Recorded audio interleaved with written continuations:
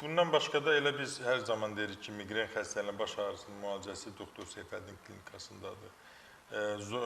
Orada da yenə arı zəhəri öncüldür, öndə olur və ya zob xəstələrinin müalicəsində bronxial asmada, süd vəzini mastopatiyasında, yuxusuzluqda, sağalmayan yaraların müalicəsində də qurbağa ilə müalicə mükəmməldir.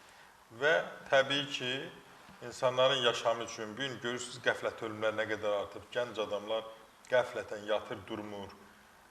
Yəni, ildırımvari infarktdan ölüb gedirlər. İldırımvari infarktda, Yəlgiz bəy, adamı açırlar, patanatomlar. O qədər sürətli proses gedir ki, trombun əmələ gəlməsinə imkan yaranmır.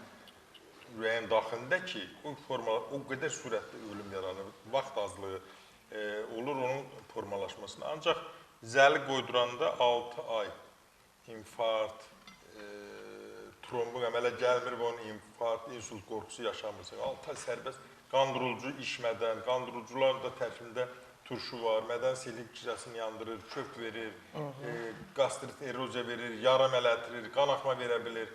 Ona görə də təbii üsullarla müalicə insanlarımız son vaxtlarda təbii ki, istiqaməti artırıblar.